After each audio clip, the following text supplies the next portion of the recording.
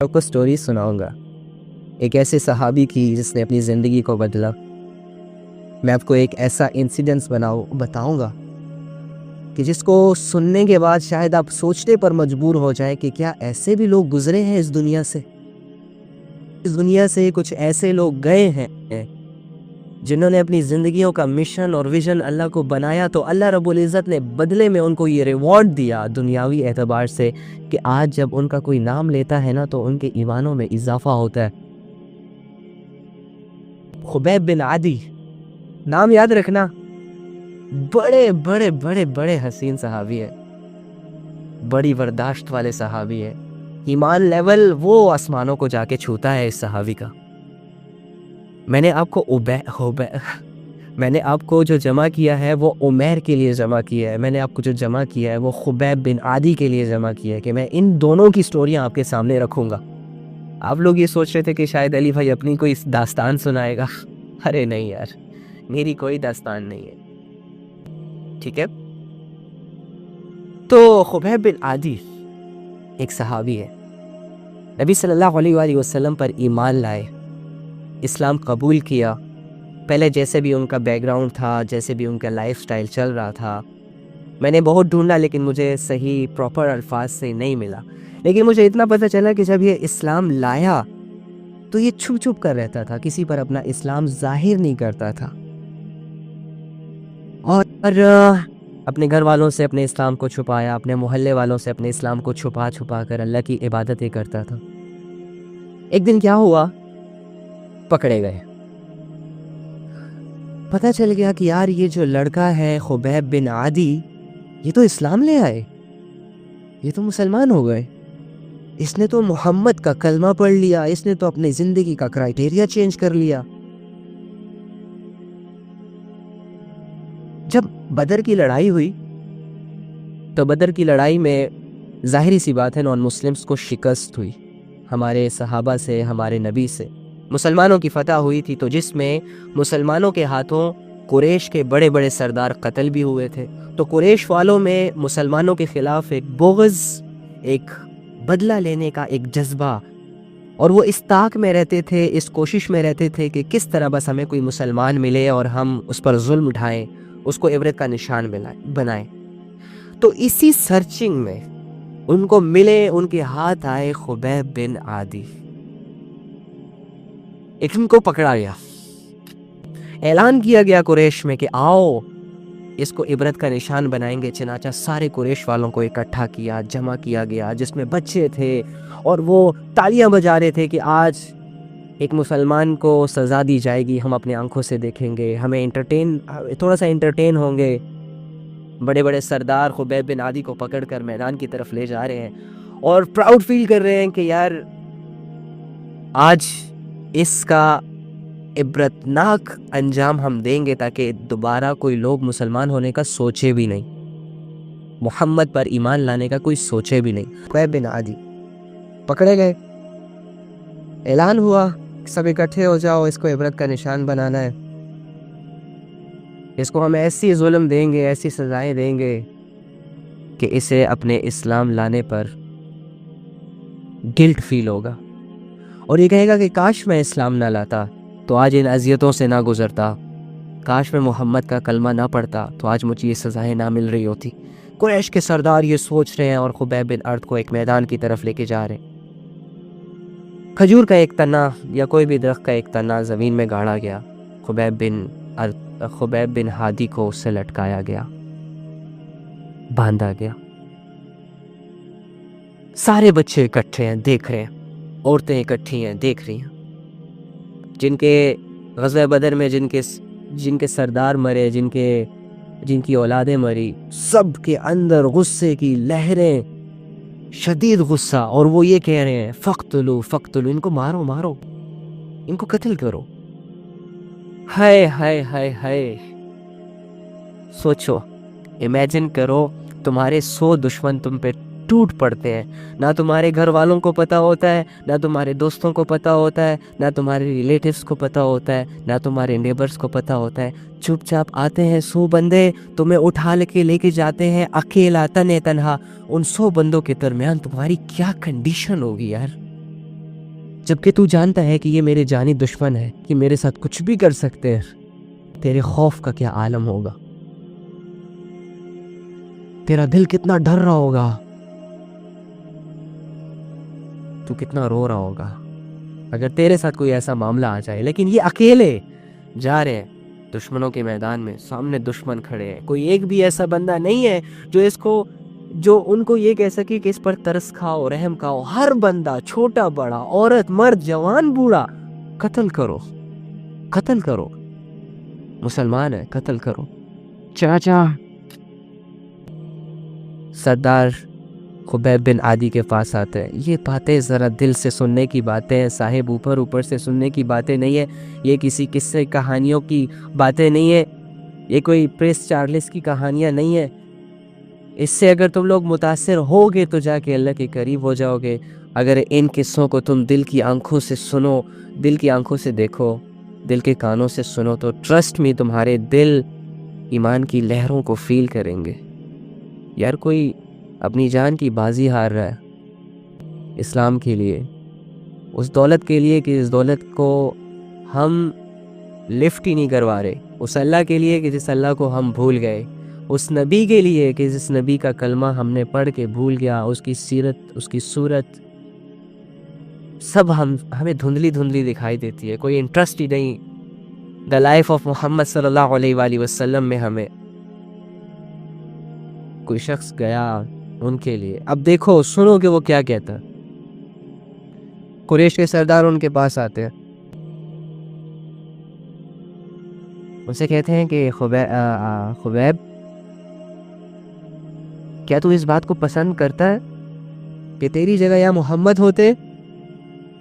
ہائے ہائے،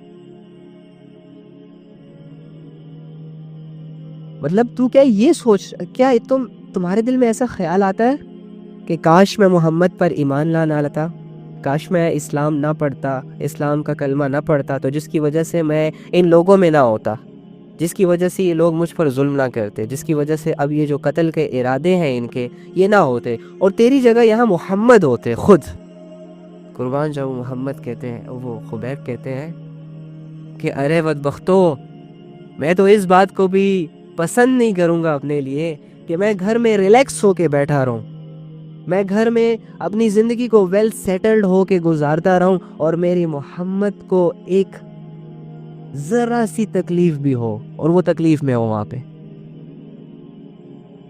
جب انہوں نے یہ سنا تو ان کی بالوں کو کھینچا اور ایسے جھٹکے سے جھٹکا دیا ان کو، تھپڑ، گھونسے، نیزے مارے گئے۔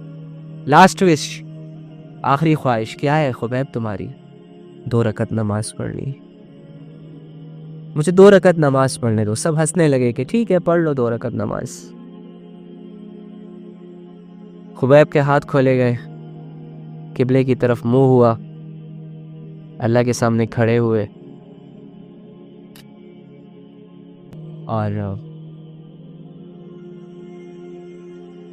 نماز کے لیے اللہ اکبر کیا۔ نماز بہت مختصر پڑھی، بہت شارٹ پڑھی، بہت زیادہ شارٹ۔ جب قریش کے سرداروں نے یہ دیکھا کہ اس نے تو بڑی شارٹ نماز پڑھی تو وہ یہ سمجھے شاید ڈر گیا ہے، تو کہتا ہے، ان سے پوچھتے ہیں کہ کیا ڈر گئے ہو جو اتنی شارٹ نماز پڑھی تم نے؟ تو آگے سے خبیب کہتا ہے کہ میں ڈرا نہیں، میں نے اس وجہ سے اپنی نماز کو شارٹ کیا تاکہ تم یہ نہ سمجھو کہ موت کے ڈر سے خبیب لمبی نماز پڑھنے لگ گئے۔ اب یہ سارا ماجرا، یہ سارے سوال جواب جو خبیب کر رہا ہے، یہ سارے لوگ دیکھ رہے ہیں۔ ان لوگوں میں ایک عمیر بن سعید نام کا ایک لڑکا کھڑا سب کچھ دیکھ رہا ہوتا ہے، جس کا قد تھوڑا سا ہائٹڈ ہوتا ہے، وہ یہ سب دیکھ رہا ہوتا ہے، خبیب کے جواب غور غور سے سن رہا ہوتا ہے، اور وہ ایک عجیب نظروں سے اس پر نظر جمائے رکھا ہوتا ہے۔ تو کیا ہوا؟ خبیب آسمان کی طرف دیکھتا ہے اور اللہ سے یہ التجا کرتا ہے کہ اللہ، یہ لوگ مجھے مارنے والے ہیں، مجھے ہمت دے، مجھے طاقت دے، میرے نبی کو میرا سلام پہنچا دینا۔ اور ایک بد دعا بھی کی کہ اللہ، ان میں سے جو لوگ موجود ہیں ان میں سے ایک کو بھی نہ چھوڑنا. جس طرح یہ مجھے تکلیفیں دے رہے ہیں اللہ تو ان کو ان سے بھی زیادہ تکلیفیں دینا. جب عمیر نے یہ بات سنی تو اس کے دل پر بہت زیادہ اثر ہوا. عمیر ڈر گئے. خیر اس طرح ان کو شہید کیا گیا. سارے لوگ چلے گئے.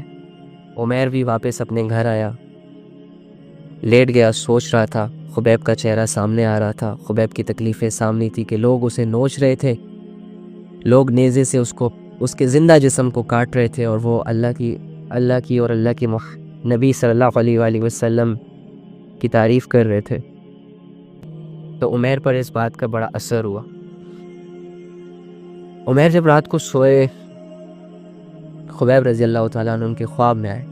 وہی نقشہ ان کے خواب میں آیا اور وہ اٹھ جاتے تھے, ڈر جاتے تھے. اب یہ جو عمیر ہیں یہ سرداروں میں سے ہیں, بہت زیادہ امیر ہیں. اب یہ چیز اس کو ڈسٹرب کرنے لگی, بہت زیادہ ڈسٹرب ہو گیا. خبیب کا چہرہ سامنے آتا, خبیب کی باتیں سامنے آتی, خبیب کا وہ جو اس کے اندر اسٹرینتھ تھی, ول پاور تھی, اور جو وہ استقامت تھی کہ لوگ اسے آفر دے رہے تھے کہ ہم تمہاری جان بخش دیں گے, اسلام کو چھوڑ دو, اللہ کو چھوڑ دو, محمد کو چھوڑ دو, لیکن وہ یہی کہتا رہا کہ نہیں چھوڑوں گا. موت قبول کر لی, زندہ جسم سے کٹس برداشت کر لیے, لیکن اپنے اسلام پر ہی اپنی جان دی. تو عمیر سوچنے لگا کہ ایسا کیا ہے, یہ کیا تھا. کیونکہ ایک عام آدمی کے سامنے جب کوئی موت کا نقشہ آتا ہے, تو جب کوئی سامنے والا بندہ, سامنے والی پارٹی اسے یہ ایک اپورچونٹی دیتی ہے کہ ہم تمہاری جان بخش دیں گے لیکن تم یہ کر لو, تو وہ ڈیفینیٹلی کر لے گا. وہ اپنی جان بچانے کی کرے گا یار. وہ اس وقت اسے اپنی پڑی ہوگی, لیکن یہ کیسا بندہ تھا یار جس کو اتنی آفرز آنے کے بعد بھی اس نے اپنے لیے موت کو قبول کیا, موت کو ایکسیپٹ کیا. اور آخری لمحے میں لوگ کہتے ہیں کہ مجھے ماں سے ملنا ہے, مجھے باپ سے ملنا ہے, مجھے وصیتیں لوگوں کے نام کرنی ہے, یہ کہتے ہیں کہ مجھے 2 رکعت نفل نماز پڑھنی ہے. چونکہ یہ بھی تو ابھی تک مسلمان نہیں ہوئے تھے عمیر. تو عمیر پر یہ باتیں بہت اثر کرنے لگ گئی. عمیر بہت زیادہ ڈسٹرب ہو گئے تھے. رات کو جب بھی سوتے تھے خبیب کا چہرہ ان کے سامنے آتا تھا اور وہ نیند میں ہی اٹھ جاتے تھے. خیر عمیر کے دل میں محمد صلی اللہ علیہ وآلہ وسلم سے ملنے کی ایک جستجو پیدا ہو گئی, ایک لگن پیدا ہو گئی, ایک خواہش پیدا ہو گئی کہ میں بھی اس محمد سے ملنا تو چاہتا ہوں کہ آخر اس میں ہے کیا کہ لوگ اس کے لیے اپنی جانیں دے رہے ہیں, لوگ اس کو فالو کرنے کے لیے اپنا سب کچھ چھوڑ رہے ہیں. جو اس کی باتوں میں آ جاتا ہے, جو اس کا کلمہ پڑھ لیتا ہے, جو اس کے دین کو ایکسیپٹ کر لیتا ہے, وہ اپنی اتنی بڑی بڑی قربانیاں دینے کو تیار ہو جاتا ہے. اس میں ایسا ہے کیا اس محمد میں؟ اب اسی کیفیتوں کے ساتھ اس کی خواہش ہو گئی کہ میں محمد سے ملنے جا رہا ہوں. مدینہ, محمد صلی اللہ علیہ وآلہ وسلم اس وقت مدینہ میں تھے, یہ اسلام نہیں لائے تھے. تو سوچنے لگ گئے اگر میں مدینہ گیا تو وہ لوگ تو مجھے مار دیں گے کیونکہ ہم نے خبیب کو مارا, اور اگر میں ان کو بتاتا ہوں کہ میں محمد سے ملنے جا رہا ہوں تو یہ لوگ بھی مجھے مار دیں گے جیسے خبیب کو مار دیا. تو چنانچہ تجارت کے بہانے سے وہ گئے مدینہ میں. نبی صلی اللہ علیہ وآلہ وسلم کو ڈھونڈنے لگے, کسی سے پوچھ بھی نہیں سکتے تھے کیونکہ دشمنوں کا خطرہ تھا. محمد صلی اللہ علیہ وآلہ وسلم کے چرچے تھے کیونکہ وہ نیا دین لے کر آیا تھا ان کے سامنے. عرب میں ایسا ماحول تھا کہ ہر بندہ بتوں کی عبادتیں کر رہا تھا, ہر بندہ اپنی مرضی کی زندگی جی رہا تھا, روک ٹوک نہیں تھی. اور محمد صلی اللہ علیہ وآلہ وسلم ان کے درمیان آتے تھے اور ان سے کہتے تھے کہ ایک اللہ کی عبادت ہے, اس اللہ نے تجھے زنا سے منع کیا, اس اللہ نے تجھے جھوٹ سے منع کیا. اور وہ لوگ تو زنا میں تھے, وہ لوگ تو شرابوں میں تھے, وہ لوگ تو ڈانس, ناچ, گانا, رقص میں تھے. جب وہ ان کے سامنے ایسی باتیں آتی تو ظاہری سی بات ہے وہ یہی سوچتے کہ یہ کیا ہمارے دین کے پیچھے لگ گیا ہے, ہماری زندگیوں کے پیچھے باتیں کر رہا ہے, ہم کیسے ان سب کو چھوڑ سکتے ہیں, ہمیں تو برسوں سے عادت ہے, ہمارے آباء و اجداد یہ کام کرتے تھے اور یہ ہمیں کہہ رہا ہے کہ ان چیزوں کو چھوڑ دو. تو اسی لیے تو مخالفت تھی ہمارے نبی صلی اللہ علیہ وآلہ وسلم کی ان لوگ اور ان کی. چھپ چھپا کے بس ڈھونڈ رہے نبی صلی اللہ علیہ وآلہ وسلم کو. کرتے کرتے کرتے ان کی ملاقات حضرت علی سے ہوئی, حضرت علی سے پھر حضرت علی رضی اللہ تعالیٰ عنہ سے ملاقات ہوئی.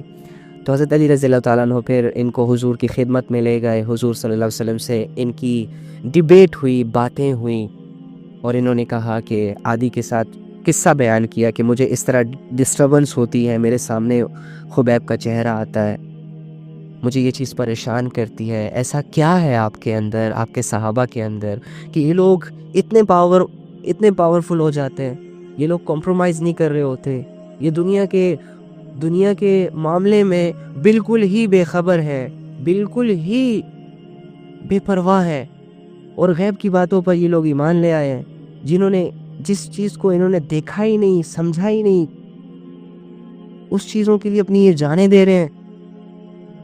اب جنت کس نے دیکھی تھی زندگی میں، لیکن لوگ جنت کی شوق میں مر رہے ہیں۔ اب اللہ رب العزت کو کس نے دیکھا ہے اپنی آنکھوں سے، لیکن لوگ اپنے اللہ کے لیے جانے دے رہے ہیں۔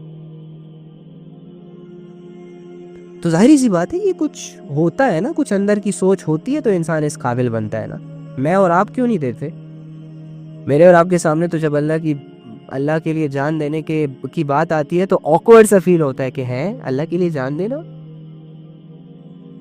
اور یہ کیوں ہے؟ دنیا کا رنگ ہمارے دلوں پر ہے، دنیا نے ہمیں اپنے قابو میں لیا ہوا ہے، شیطان نے ہمارے گلے میں پٹیاں ڈالی ہوئی ہیں، نفس نے ہمیں اپنے انگلیوں پر نچانا شروع کیا ہوا ہے۔ ہمارے سامنے جو بھی گناہ آتا ہے ہم اٹریکٹ ہو جاتے ہیں، جو بھی نیکی کا کام آتا ہے ہم ڈسٹرب ہو جاتے ہیں، ہمارے سامنے جو بھی برائی آتی ہے ہم اس کو لے لیتے ہیں، اور جو بھی بھلائی آتی ہے ہم اس سے منہ چھپاتے ہیں، بھاگتے ہیں۔ ہمارے سامنے دنیا کی دولتیں آتی ہیں ہم کمپرومائز نہیں کرتے، ہر ممکن کوشش کرتے ہیں اس دولت کو اپنی زندگی میں لانے کی، لیکن جب ہمارے سامنے آخرت کی دولتیں آتی ہیں، جب ہمارے سامنے کوئی ایسے لوگ آتے ہیں جو لوگ کہتے ہیں کہ یار آخرت ہی سب سے بڑی دولت ہے، آخرت کی کامیابی، تو ہمیں یہ باتیں اوپر سے گزرنے کے تو دور سنائی دکھائی وہم بھی نہیں جاتا، تو ہم تو ایسی کنڈیشن میں ہیں۔ تو خیر محمد صلی اللہ علیہ وآلہ وسلم نے پھر ان سے ڈیبیٹ کی، ان کو سمجھایا کہ ایسے اسلام، ایسے اللہ۔ ظاہری سی بات ہے ان کا اپنا مزاج ماشاءاللہ سے کیا، تو ظاہری سی بات ہے جب محمد سے مل لیے تو ان کی باتیں تو دل پر اثر کریں گی نا۔ محمد صلی اللہ علیہ وآلہ وسلم کی باتوں میں اللہ رب العزت نے وہ اثر تو رکھا ہی تھا کہ سخت سے سخت دل ان کی باتوں سے نرم ہو جاتے، بڑے سے بڑا گنہگار اپنے گناہوں کو چھوڑ دیتا، بڑے سے بڑا کافر، بڑے سے بڑا مشرک اپنے جھوٹے مذہب کو چھوڑ کر اپنے سچے اسلام کو ایکسیپٹ کر لیتا۔ تو اس طرح یہ جب ان کی خدمت میں حاضر ہوئے تو وہاں پر مسلمان ہو گئے، پھر ان کو یہ کہا گیا کہ اپنے اسلام کو فی الحال کے لیے چھپایا جاؤ، کیونکہ پھر وہ تمہارے ساتھ بھی وہی سلوک کریں گے جو انہوں نے خبیب کے ساتھ کیا۔ تو اس طرح سے صحابہ کی زندگیوں میں دین آتا رہا، اور پھر دین آنے کے بعد جو انہوں نے مشقتیں اٹھائی تھی آپ امیجن نہیں کر سکتے۔ آپ کی زندگی میں تو دین آیا بھی وداؤٹ اینی اسٹرگل، اور آپ دین کے لیے کر بھی کوئی نہیں رہے اسٹرگل، آپ تو مزے کریں۔ اب تو میں کہتا ہوں کہ آپ کے پاس تو صرف ایک ہی آپشن ہے کہ اللہ کے بندو اللہ کے سامنے جھک جاؤ اور اللہ سے صرف اتنا کہو کہ اللہ تیرا شکر ہے جو دولت تو نے مجھے دی ہے، اور اللہ سے گڑ گڑا کے معافیا مانگ لو، اے اللہ معاف کر دے جو مجھ سے غلطی کوتاہیاں ہو گئی ہیں، جو میں نے اپنے اسلام کی ویلیو کو نہیں سمجھا آج تک، جو میں نے اپنی زندگی کی کرائٹیریا کو نہیں سمجھا آج تک، جو میں نے آج تک اپنے نبی صلی اللہ علیہ وآلہ وسلم کی دعاؤں کو نہیں جانا، جو میں نے تیری رحمت کو آج تک نہیں دیکھا، جو میں نے اپنے اسلام کی قدر کو اپنے دل میں نہ بٹھا سکا۔ یا رب یہ میری غلطیاں ہیں، یہ میری کمیاں ہیں، مجھے ان کمیوں اور ان غلطیوں کا احساس ہے، مجھے معاف کر دے اللہ کی قسم۔ یہ کام بہت زیادہ ضروری ہے، اور اس کام کو کرنا ہے چاہے دل چاہتا ہے چاہے دل نہیں چاہتا۔ دعا کر لیتے ہیں۔ اللہم انی اسألک بأن لک الحمد یا بدیع السماوات والارض یا حنان یا منان یا ذو الجلال والاکرام یا حی یا قیوم یا ارحم الراحمین یا رب العالمین۔ اے اللہ، اے تمام جہانوں کے مالک، اے تمام جہانوں کے خالق، اے زمینوں اور آسمانوں کو بنانے والے، اے اس رات کو ہمارے اوپر لانے والے اور اس رات کے نقشے کو ختم کرنے والے، اے سورج کو چمکانے والے، آسمان کو اٹھانے والے، زمین کو بچھانے والے رب، اے تنے تنہا رب، اے وہ رب جو پوری دنیا کو سنبھال رہے، جسے کسی کی ضرورت نہیں اور سب اسی کے محتاج ہیں۔ اے اللہ ہم مانتے ہیں اس بات کو کہ ہم سب تیرے محتاج ہیں۔ اے اللہ ہم مانتے ہیں اس بات کو کہ ہم تیرے بغیر کچھ نہیں۔ اے اللہ ہم مانتے ہیں اس بات کو کہ جسے تو ہدایت دے دے اسے کوئی گمراہ نہیں کر سکتا، اور جسے تو گمراہ کر دے اسے کوئی ہدایت نہیں دے سکتا۔ یا رب ہم تجھ سے ہدایت کی طلب کرتے ہیں۔ میں جانتا ہوں یا رب، ہم جانتے ہیں تیرے خزانوں میں سب سے قیمتی چیز ہدایت ہے، اور اسی کو ہم تجھ سے مانگ رہے ہیں، کیونکہ اے اللہ ہم یہ بھی جانتے ہیں کہ وہی وہ چیز ہے کہ جب تجھ سے کوئی انسان بیٹھ کے دل سے مانگتا ہے تو فوراً اسے دے دیتا ہے، اس میں انکار نہیں کرتا، اس میں دیر سویر نہیں کرتا۔ یا رب اے اللہ ہمیں ہدایت دے دے، ہم دل سے مانگتے ہیں۔ اے اللہ اگر دل سے نہیں مانگ رہے تو پہلے توفیق دے کہ دل سے مانگ سکے تجھ سے تیری ہدایت کو۔ اے اللہ ہم بے بس ہے، کمزور ہے، لاچار ہے، بے سہارا ہے، در بدر کی ٹھوکریں کھا رہے، شیطان پٹک پٹک کے مار رہے، کچھ سمجھ نہیں آ رہی کیا کر رہے ہیں، کدھر جا رہے ہیں۔ اے اللہ تو سمجھا دے، آپ سمجھدار ہے اللہ، ہم تو لا علم ہے، آپ علیم ہے۔ اے اللہ ہم محتاج ہیں، اے اللہ تو عطا کرنے والا ہے، ہم لینے والے، تو معاف کرنے والا ہے، ہم معافی مانگنے والے، تیرے بغیر کدھر جائے؟ کون ہے؟ کوئی نہیں۔ اے اللہ ہماری جھوٹی زبانیں، جھوٹے دل، دنیا سے متاثر زندگیاں، ان کو تو ہی بدل سکتا ہے یا رب، اور کوئی نہیں ہے ہمارا۔ یا رب ہمیں اپنے قریب کر لی، ہمیں اپنی ذات کی پہچان کروا دے یا رب، ہمیں اپنی عبادتوں کو کرنے کی توفیق عطا فرما دے، ہماری زندگیوں میں گناہوں کو دور کر دے، ہم سے غفلتوں کو دور کر دے یا رب۔ اے اللہ ہم غفلتوں میں نہیں مرنا چاہتے، گناہوں میں نہیں مرنا چاہتے۔ اے اللہ جتنے بھی گناہگار گناہوں میں مر گئے ان کی مغفرت فرما، اگر ان کی تجھے مغفرت فرما دی ہے تو ان کے درجات میں بلندیاں عطا فرما۔ ہم سب کی زندگیوں میں موجود جتنے گناہ ہیں اس کو دور کر دے، جتنی نیکیاں ہمارے لیے مشکل ہیں اللہ ان کو آسان کر دے۔ ہمارے گھروں میں ہمارے والدین کی مغفرت فرما، ہمارے بہن بھائیوں کی مغفرت فرما، ہمارے ہمسائے پڑوسیوں کی مغفرت فرما، ہمارے ملک و قوم کی بچے اور بچیوں نوجوانوں کی مغفرت فرما۔ اے اللہ ہم سب کو توفیق دے، ہم سب کو توفیق دے کہ ہم اپنی توبہ اپنے منہ سے، اپنے دل سے تو تیرے سامنے کر سکے یا رب۔ اے اللہ ہمیں کسی قابل بنا دے، اے اللہ ہمیں آخرت کے عذاب سے بچا، آخرت کی ذلتوں سے بچا، آخرت کی رسوائی سے بچا یا رب۔ دل بحران ہے، گندگی کا ڈھیر ہے، اسے صاف کر کے ہدایت کا نور اس میں بھر دے۔ اے اللہ جو لوگ تجھ سے دور ہیں، تیری طرف آنا چاہتے ہیں، ان کو کوئی راستہ دکھائی نہیں دے رہا، ان کو اپنی طرف سے ہدایت عطا فرما، ان کے لیے ہدایت کے رستوں کو آسان کر دے یا رب۔ جن سے تو ناراض ہے ان سے راضی ہو جا، جن سے تو ناراض ہے ان سے راضی ہو جا۔ دنیا کی سب سے بڑی ہار انسان کی یہ ہار ہے کہ وہ تجھے ناراض کر دے، اپنے اعمال کی وجہ سے، غفلتوں کی وجہ سے، دنیا کے پیچھے بھاگ کر تجھے بلا دے۔ انسان کی سب سے بڑی ہار، ہم ہارنا نہیں چاہتے، ہم تجھے کھونا نہیں چاہتے۔ تیری ذات بہت لطیف ہے، تیری ذات بہت بہت بہت زیادہ سکون دینے والی ہے یا رب۔ اگر تو ہماری زندگیوں میں نہیں ہے تو ہماری زندگیوں میں ہمیں کوئی بھی چیز انسپائر نہیں کر سکے گی، مطمئن نہیں کر سکے گی، ہمیں تو چاہیے بس۔ اور اب تو ملنے میں بہت آسان ہے، صرف مانگنے کی دیر ہوتی ہے۔ جانتا ہوں۔ آمین یا رب العالمین۔ اللہ ہم سب کو اپنی محبت دے۔